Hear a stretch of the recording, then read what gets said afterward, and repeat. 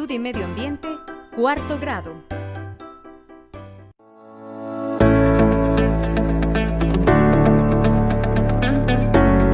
Ciencia, Salud y Medio Ambiente, cuarto grado. Época seca y lluviosa, parte 2. Bienvenidos, estimados estudiantes, a una teleclase más. En esta clase vamos a continuar con el tema anterior. ¿Recuerdas cuál era el tema con el que empezábamos a hablar la semana pasada? La semana pasada estuvimos hablando sobre el tema de época seca y época lluviosa. Claro, a lo mejor te quedaste con un poco de dudas de que no hablamos específicamente de época seca y lluviosa, sino más bien estuvimos hablando un poco sobre el clima y eventos meteorológicos. Era importante conocer todas esas temáticas antes de hablar de época seca y lluviosa. Lo que necesitaba principalmente que supieras de la clase anterior era la diferencia entre clima y eventos meteorológicos. En resumen, cuando hablamos de eventos meteorológicos, hablamos de todas estas variables como presión, temperatura, convección, humedad. Pero cuando estamos hablando de clima, estamos hablando de cómo todos estos eventos meteorológicos se van acumulando en el transcurso del tiempo. Y llamamos clima a ese proceso de largo plazo. También mencionábamos que dado que el clima son todas estas condiciones a largo plazo, existían unas regiones en el planeta las cuales era predominante cierto clima. Si recuerdas y si revisas tus anotaciones de la semana pasada, mencionábamos 3 zonas climáticas en general. Mencionábamos la zona climática cálida, que muchas veces también se le conoce como la zona tropical. Mencionábamos también la zona climática templada y mencionábamos la zona polar. ¿Cuál de estas es la que más nos interesa? ¿En cuál nos vamos a detener un poco más? Nos vamos a detener a hablar un poco más sobre la zona tropical, precisamente porque nosotros nos encontramos dentro de la zona tropical y por ende pues es la que como salvadoreños nos interesa mucho más. Así que en esta teleclase vamos a hablar sobre algunas palabras nuevas. Puede ser que algunas de ellas ya las conozcas porque las has escuchado en la televisión. Vamos a hablar sobre zona de convergencia intertropical, vamos a hablar sobre sequía, vamos a hablar también sobre el fenómeno del Niño. Así que si gustas, comencemos a hablar un poco sobre la zona de convergencia intertropical. Veamos un poco. Muy bien, comencemos hablando de la zona de convergencia intertropical. Primero que nada nos interesa saber dónde se encuentra esta zona.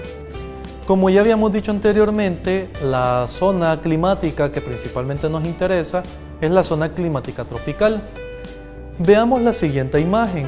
En esta imagen tenemos el continente de América y tenemos las 2 líneas que delimitan el trópico de Cáncer y el trópico de Capricornio. Recordemos que en esta región es donde se encuentra la zona tropical.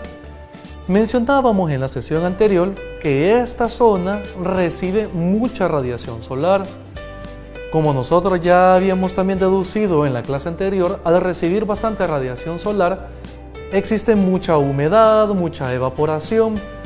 Estas condiciones provocan que empiecen a darse choques de diferentes masas de aire, masa fría y masa cálida. Precisamente cuando estas chocan, cuando estas convergen, es que ocurre la zona de convergencia intertropical. Pero esta región no es una región fija, no es que todo el tiempo se encuentra en el mismo lugar. Va variando conforme va variando las condiciones de radiación solar que recibe la Tierra. Recordemos que la Tierra se encuentra inclinada. Si ves la siguiente imagen, en esta imagen vas a notar cómo se encuentra sombreada la región de la zona intertropical en dos momentos diferentes del año. Obviamente en la imagen ya estás buscando identificar El Salvador. Si notas, en la región donde se encuentra El Salvador, dice julio.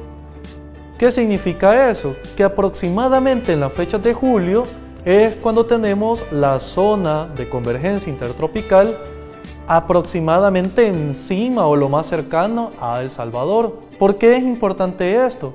Porque la zona de convergencia intertropical nos va marcando los tiempos en los que vamos a tener la época lluviosa. Generalmente en El Salvador tenemos que la época lluviosa arranca desde el mes de mayo y termina en el mes de octubre. Y como te imaginas, en la región que queda abajo del Ecuador, un poco más al sur, cambian las condiciones y ellos tienen la época lluviosa en otros momentos del año. De ahí la importancia. Cuando tenemos la zona de convergencia intertropical cerca de El Salvador, lo que ocurre es un sistema de baja presión.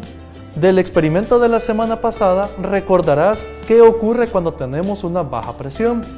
Pero si no lo recuerdas exactamente, veamos otro experimento para recordar un poco qué ocurre con estos sistemas de baja presión que tanto se mencionan en los noticieros. Veamos el siguiente experimento sencillo. El montaje de este experimento es muy sencillo. Como puedes observar, tengo acá un plástico, del plástico que se utiliza para envolver alimentos. Puedes utilizar también el plástico que utilizas para forrar tus cuadernos. En fin, simplemente necesitamos un plástico cualquiera. Aquí tengo agua que he teñido de color azul. Lo he hecho solo para que se pueda evidenciar un poco mejor. No es que sea necesario que tú lo tiñas de azul. ¿Qué voy a hacer con él? Voy a rociar ahorita sobre el plástico. Obviamente al hacer eso, como puedes ir notando, van formándose diferentes cúmulos de gotas. Vamos a rociar así. Y ahí tenemos muchas gotas dispersas. En algunas zonas se acumula más, en otras zonas se acumula menos. Ahora, recordemos que cuando estábamos mencionando la zona de convergencia intertropical, decíamos que se generaban condiciones favorables de baja presión. ¿Cómo afecta la baja presión para el fenómeno de las lluvias? Observa lo siguiente. Si yo tengo aquí todo a una misma presión, lo que tengo es una distribución aleatoria, una distribución cualquiera en la formación de gotas. ¿Qué ocurre si tengo una baja presión? Una baja presión es el equivalente como presionar con el dedo así. Si notas, al hacer eso, empiezan diferentes gotas a acercarse hacia esta región. Es decir, si tengo una condición de baja presión, la acumulación tiende a irse a la zona de baja presión. Por ende, si yo tengo, en el caso de la zona de convergencia intertropical, me genera condiciones favorables de baja presión, voy a tener más acumulación de nubes. Y como mencionamos en la sesión anterior, si tengo más acumulación de nubes, voy a tener una mayor probabilidad de que pueda llover. Y es precisamente por eso que cuando la zona de convergencia intertropical está cerca de El Salvador, tenemos condiciones favorables para llamar época lluvia. Entonces, con este experimento muy sencillo y que tú puedes replicar en tu casa, puedes notar que ocurre con un sistema de baja presión. Quizá ya te estás preguntando, bueno, ¿y si tenemos alta presión? Si tenemos una alta presión es el equivalente que yo haga lo siguiente. Vengo acá y lo levanto. Al levantarlo notarás cómo las gotas empiezan a alejarse de este sistema de alta presión. Esos son los momentos en el año donde tenemos los cielos bastante claros, donde no tenemos condiciones de lluvia, es decir, que estamos en época seca. Pero para seguir hablando un poco más de esto, de la época seca y lluviosa, pasemos a hablar sobre las diferentes condiciones o los diferentes tipos de sequía que podemos tener. Veamos lo siguiente. Cuando hablamos de sequías, podemos definir tres tipos de sequías. Podemos hablar de la sequía meteorológica, la sequía agrícola y también podemos hablar de la sequía hidrológica. ¿En qué consiste cada una de ellas? Primero, la sequía meteorológica. La sequía meteorológica prácticamente son esas condiciones del año en las que no llueve, en términos generales, ¿verdad? Entonces, son precisamente esos periodos largos de tiempo que no tenemos ningún tipo de precipitación, no tenemos ningún tipo de lluvia. En algunos casos es considerado normal por precisamente la época seca que ocurre periódicamente cada año. Pero existen momentos en los cuales se puede prolongar esa cantidad de tiempo y por lo tanto ya podemos estar hablando de una sequía meteorológica.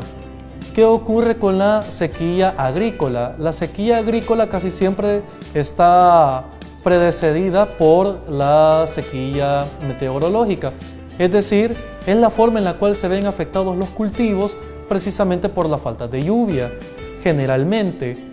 Entonces son aquellos periodos de tiempo donde muchos de los cultivos se empiezan a secar por falta de precipitaciones, por falta de lluvia, aunque también puede depender una sequía agrícola por la falta de disponibilidad del recurso hídrico.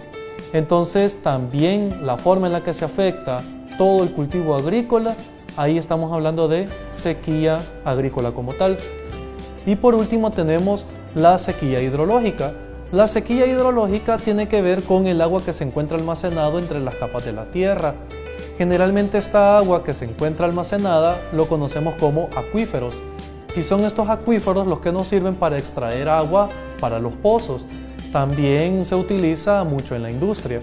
Lo que ocurre es que estos acuíferos se están recargando constantemente con agua, pero si producto de la actividad humana extraemos más agua, la velocidad con la que la extraemos es mayor que la velocidad con la cual se está recargando, va a ocurrir que el acuífero se va a ir secando poco a poco, hasta llegar a un punto en el que ya no va a haber disponibilidad de recurso hídrico y por lo tanto vamos a hablar de sequía hidrológica. Estos tres tipos de sequía son muy importantes. Ahora veamos el caso contrario, el caso de las lluvias. Para hablar de lluvias, nos conviene un poco hablar sobre el fenómeno del Niño. Creo que es un fenómeno que ya has escuchado en más de alguna ocasión. Veamos el siguiente gráfico del planeta para que observes en qué consiste el fenómeno del Niño. Veamos la siguiente imagen. En la imagen puedes observar que le estamos haciendo especial énfasis al Océano Pacífico. Es decir, nos estamos centrando en la región que va desde América hacia Oceanía. ¿Qué es lo que debería de ocurrir normalmente o en condiciones en las cuales no está el fenómeno del Niño? Puedes ver en las flechas la dirección que siguen el viento. Vamos desde América hacia Oceanía. De tal manera que en condiciones normales hay un arrastre en las condiciones de temperatura, de tal manera que ocurre en la zona de Oceanía una mayor concentración de agua cálida. Esas flechas que vas viendo es un movimiento de agua cálida que va hacia Oceanía. ¿Qué es lo que permite eso? Permite que del lado de Oceanía el agua se encuentre más cálida y por lo tanto se den condiciones de lluvia, mientras que en el lado de América, que es el que más nos interesa a nosotros, hay un flujo de corrientes de agua fría que vienen desde el sur y eso permite que se den unas condiciones menos favorables para la lluvia. Pero cuando hay fenómeno del Niño, ¿qué es lo que ocurre? Ese flujo normal no se da. Es decir, ese movimiento de los vientos desde América hacia Oceanía se ve cortado o se ve disminuido en una gran medida. Por lo tanto, en lugar de enfriarse las aguas que se encuentran en el Pacífico del lado de América, se empiezan a calentar. Este fenómeno no es nuevo, ya lo habían identificado unos pescadores peruanos de la región de Piata y estamos hablando que lo identificaron desde los años de 1800. Cuando ocurría este fenómeno, ellos sabían que no tenían condiciones favorables para la pesca y casi siempre notaban de que se daba en periodos entre 3 y 5 años y ocurría en la fecha de diciembre por las condiciones de las creencias religiosas y que se daba en las fechas de diciembre. Ellos decían de que era el niño Dios el que les mandaba decir que se estuvieran en sus casas y de ahí porque viene el nombre del fenómeno del Niño. ¿Qué ocurre cuando tenemos el fenómeno del Niño? Que aumentan las condiciones favorables de lluvia en la región este de América. Por lo tanto, se dan condiciones favorables de humedad, de lluvias, de tormentas, y en el otro lado, en el lado de Oceanía, ocurre todo lo contrario. Tenemos épocas de sequía, un ambiente bastante seco. Entonces ahí podemos evidenciar cómo el fenómeno del Niño, dependiendo de la región geográfica donde se encuentre, o genera sequías o genera inundaciones. Lastimosamente, hemos llegado al final de este video. Espero que te haya gustado mucho la clase, y como habrás notado, la dinámica de la época seca y la época lluviosa es una dinámica muy compleja. Sin embargo, hemos tratado de darte los aspectos más generales para que puedas comprenderlos. Te esperamos en este mismo espacio la próxima semana, aquí en Aprendamos en Casa. Nos vemos.